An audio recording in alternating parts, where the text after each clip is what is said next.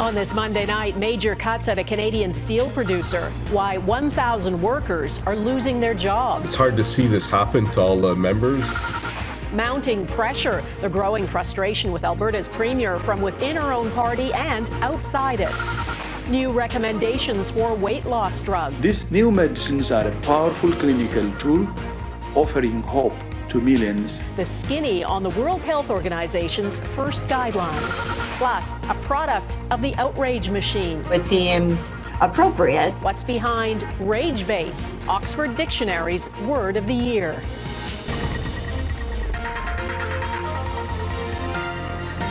Global National with Donna Friesen. Good evening and thanks for joining us. Canada's steel industry is taking another hit thanks to the tariffs imposed by the U.S. president. Algoma Steel, Canada's only independent publicly traded primary steel producer, is laying off 1,000 workers from its plant in Sault Ste. Marie, Ontario. Some layoffs were expected because the company is changing how it produces steel, replacing a blast furnace with an electric furnace, but the timeline has now been accelerated by a year. Jillian Piper has our top story tonight. Algoma builds what Canada needs right now.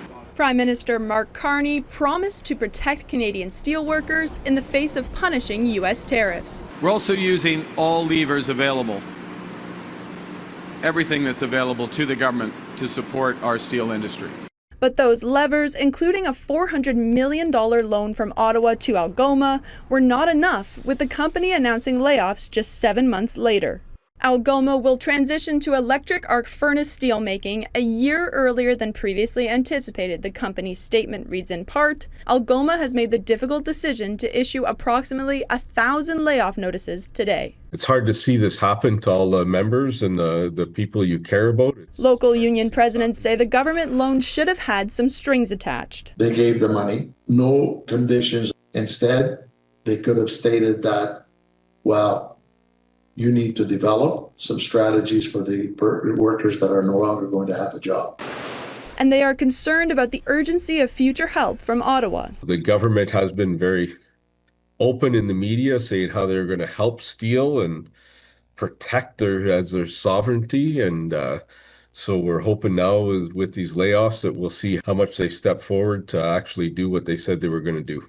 A critique Conservative leader Pierre Poilievre shares. The Prime Minister looked them in the eye and promised he would protect their jobs, that he would negotiate a win, and I quote, have a deal by July 21st, but it was a bait and switch. The Prime Minister did not talk about the layoffs publicly today, leaving his industry minister to defend their approach. We absolutely have every confidence in the Algoma workers as they're going through this hardship, and we will make sure that we support them as they're developing new products and also accessing new markets. We'll fight for these jobs. Ottawa announced new measures last week aimed at protecting the steel industry, including limiting foreign steel imports and subsidizing domestic shipping of Canadian steel, Donna. But that may be little solace for the 1,000 Canadian steelworkers who just lost their jobs right before the holidays. Okay, Jillian Piper in Ottawa, thanks. Prime Minister Mark Carney made some changes to his cabinet today in the aftermath of the resignation of Stephen Guilbeault, who quit cabinet because he strongly opposes Carney's decision to work with Alberta to build an oil pipeline. Mackenzie Gray explains who is replacing him and what it signals. Good afternoon. How are you feeling? 8 months after being booted from cabinet by Mark Carney, Mark Miller is back as the culture minister, despite not loving the formalities of the job. I just prefer Mark. It's the one thing they can't take away. It's nice. Look, I got into politics because I love my country and want to contribute to it. The mini cabinet shuffle, the first major changes the Prime Minister has made to his front bench since the election, all stemming from the resignation of Stephen Guilbeault. The Honourable Joel Lightbound. Procurement Minister Joel Lightbound taking over as Quebec Lieutenant. I, Julie Aviva de Bruzen, and Environment Minister Julie de Bruzen absorbing the National Parks file from Guilbeault. De Bruzen, now the key cabinet minister, left to defend the Liberals' environmental policies in the wake of the pipeline agreement with Alberta. We are not going to override the jurisdiction of our provinces, and we're not going to override the rights of Indigenous rights holders. While the Prime Minister has the authority to approve a pipeline without BC and First Nations agreement, the Conservative MP for the Northern BC coast, a former First Nations chief, won't say if he supports a pipeline going through his riding. I support process. I've always supported process, no matter what kind of project we're talking about. And in this case here, I can't see what the process is, given the Major Progress Office, the Canadian Impact Assessment Agency, the MOU.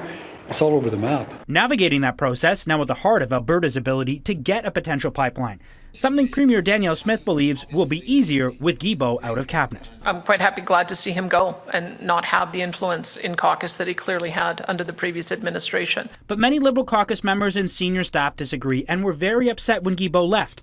Miller, a decades-long friend of Justin Trudeau, a potential olive branch to the disgruntled Liberals. What you have is an incredibly competent individual who deserves to be around the cabinet table. While Carney has worked hard to distance himself from the Trudeau era, Miller's reappointment is a step back from that approach, Donna, but he is likely to remake caucus and cabinet further in the coming months, with 3 former cabinet ministers set to quit politics and a larger cabinet shuffle expected before Parliament returns in 2026. Mackenzie Gray in Ottawa, thanks. In Alberta, Premier Danielle Smith is facing pushback from members of her own party for agreeing to work with the Prime Minister on building a new pipeline. At her party's convention this weekend, Smith was booed by members who want to separate from Canada. At the same time, multiple MLAs, including possibly Smith herself, are facing recall petitions by angry constituents. Heather Yourex-West looks at the political battles brewing in Alberta.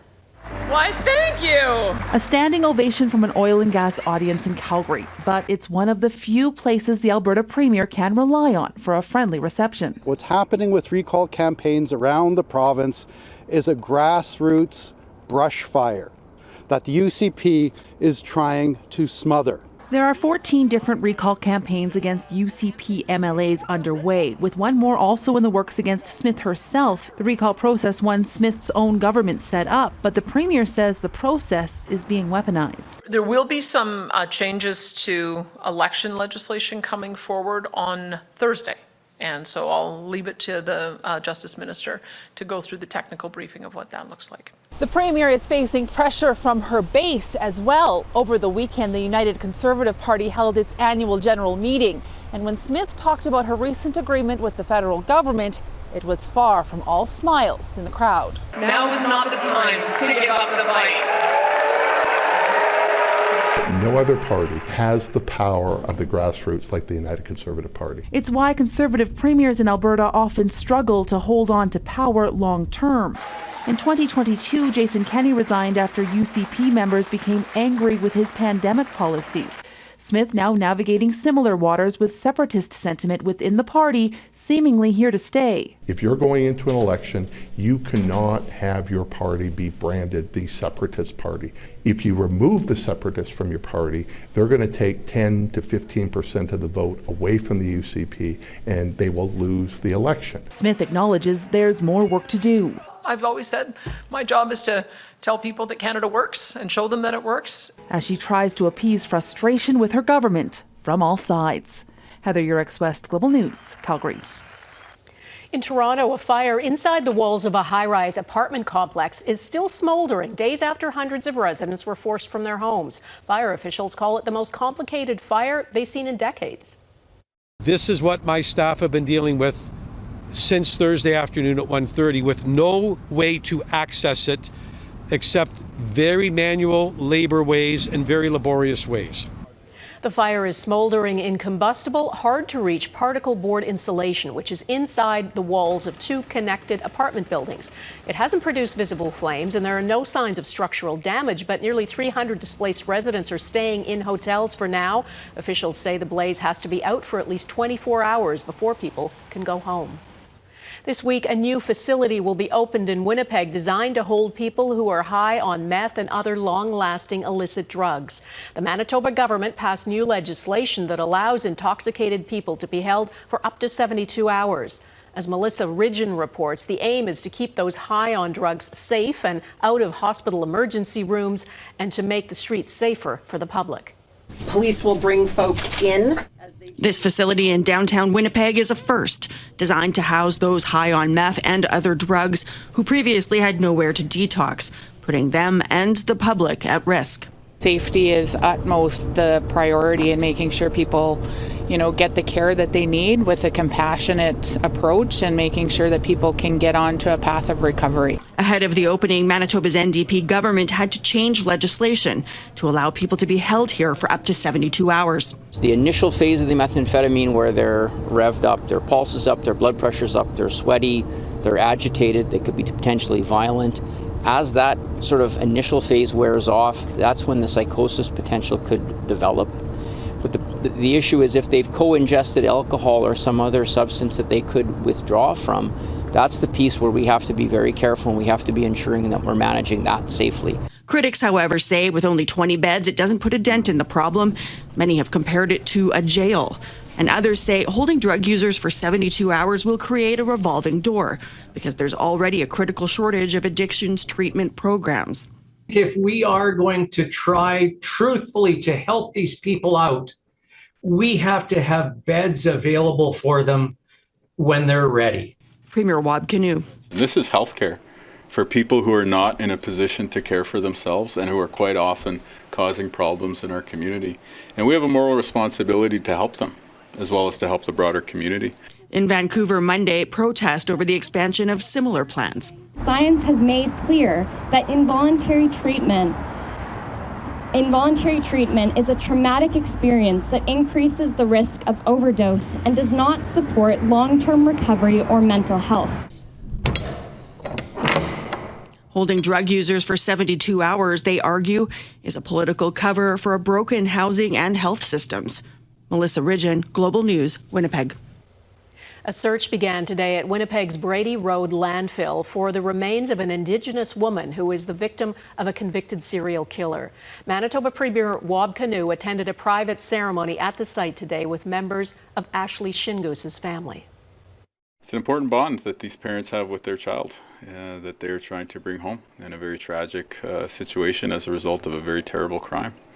And so the role that I have as a premier is to try and show the understanding and compassion that we as a province have for them as they go through this. Shingoose was one of 4 Indigenous women murdered by convicted serial killer Jeremy Skibitsky in 2022. The partial remains of one victim, Rebecca Contois, were discovered in 2022 in a garbage bin near the killer's apartment and at a Brady Road landfill. The remains of the other 2 victims, Morgan Harris and Mercedes Myron, were found in the Prairie Green landfill in March of this year. The killer is serving 4 concurrent life sentences with no chance of parole for 25 years. The pressure on Ukraine to reach a peace deal. Coming up, why Russia doesn't appear interested in agreeing to anything.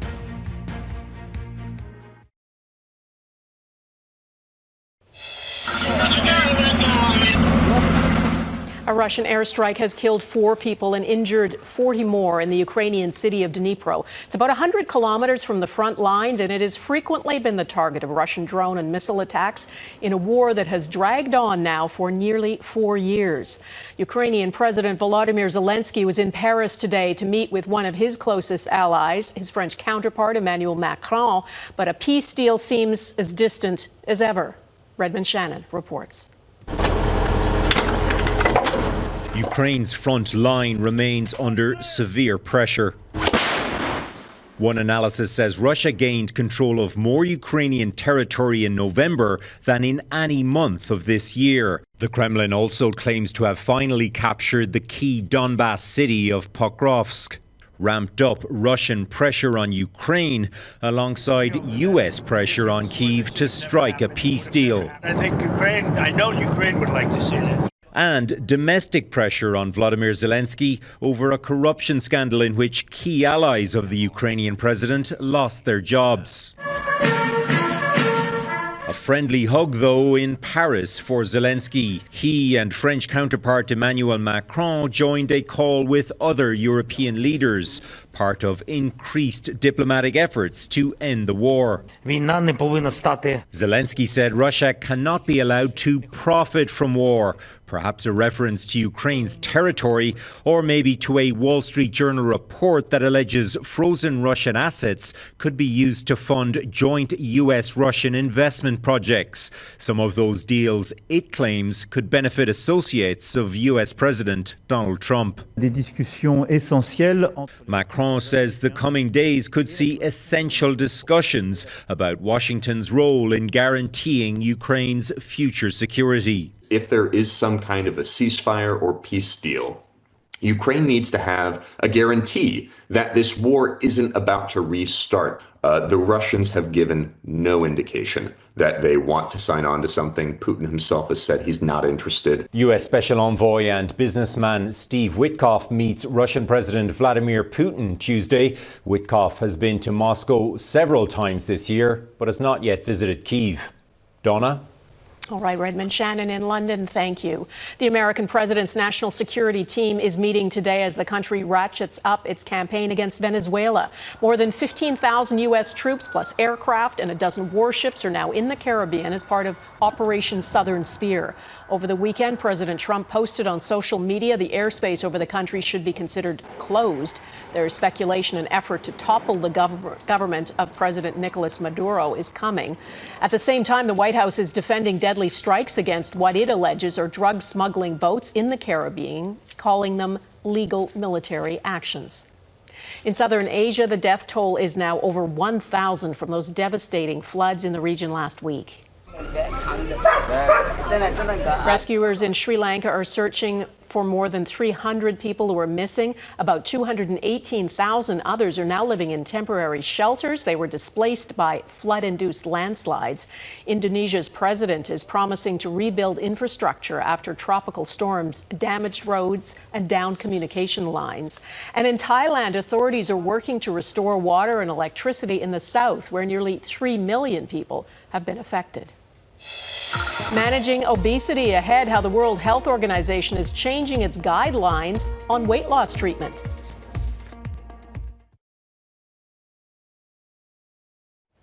Popular weight loss drugs such as Ozempic and Mounjaro now have the attention of the World Health Organization. The WHO issued new guidelines today recommending GLP-1 medications for treating obesity around the world. Mike Armstrong explains why it's being recommended and why the drugs are not accessible to everyone. That extra weight around the midsection is a big problem around the world. There are, needless to say, other problems to worry about, but obesity is a growing health crisis. Oh, absolutely. And then obesity has actually eclipsed malnutrition or starvation as the most prevalent nutritional problem in the world. Obesity is one of the biggest health challenges of our time. This video is part of the World Health Organization's new push to promote a treatment. It is now recommending the use of GLP-1 medications to treat obesity. Globally, more than 1 billion people are living with obesity, and that number is expected to double by 2030. Obesity is considered a force multiplier for health problems. It makes some of the biggest killers even deadlier. It drives up rates of heart disease, diabetes, and even some cancers. The WHO says GLP-1 drugs that curb appetite are proven to be effective treatments, and governments should be preparing to make them more available. We have issued quite a restrictive guideline at the moment on the basis that we think the scientific evidence there is very strong. Now, expense is an issue. Costs are coming down, but gradually there's hope cheaper drugs in pill form will be available. But for now, that's a problem. Our greatest concern is equitable access. The WHO says if prices stay high, the health gap between richer countries and less rich countries will increase, as will the health gap inside countries. Obesity affects people from the lower socioeconomic groups much more so than people from the more affluent segments of the society. Now, there is an expense for governments with GLP-1 drugs, but there are big savings to be made preventing other health issues. Even a modest drop in a person's weight can mean dramatic health gains. Mike Armstrong, Global News, Montreal. Have you come to it? Next, why rage bait is Oxford's word of the year.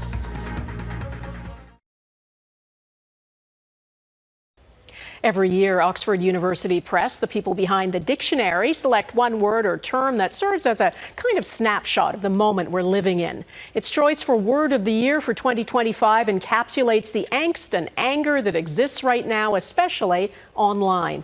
Eric Sorensen takes the bait. Hi, Peanut. Like Deadpool goating Wolverine, it used to be called getting someone's goat. One more word. Please, give me one. Gubernatorial. Now it's called rage baiting, provoking people to get them riled up enough to respond. Rage bait has become a thing online, deliberately angering people to increase social media traffic.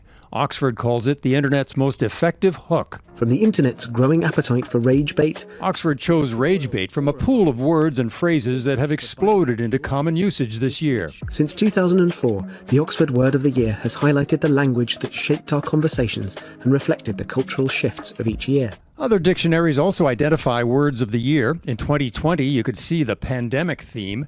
This year, technology and social media are the hotbed for modern terms: parasocial, vibe coding, 6-7, which can mean anything or nothing apparently, and of course, rage bait. The word of the year is intended to capture the zeitgeist of kind of the English-speaking community. So it seems appropriate that the word of the year is something that is based around internet interaction. For more than 2 decades, Oxford has picked one word each year. Podcast in 2005, selfie in 2013. One year they picked the emoji, tears of joy, to capture society's language evolution. So think of rage bait building on Oxford's 2024 word of the year, which was? Brain rot is our first. Brain rot. Brain rot. You know, what happens when you click over and over on rage bait. Eric Sorensen, Global News, Toronto. That is Global National for this Monday. I'm Donna Friesen. The first day of December today, so we love this time of year because it's when we ask to see your pictures of your pets decked out in their cutest, most festive outfits. You have 2 weeks to get their best pose and email your photos to globalnational@globalnews.ca. As always, we will air a selection of them on Christmas Eve. It is a tough competition, so may the best animal win. Thanks for watching. Hope to see you here again tomorrow. Bye-bye.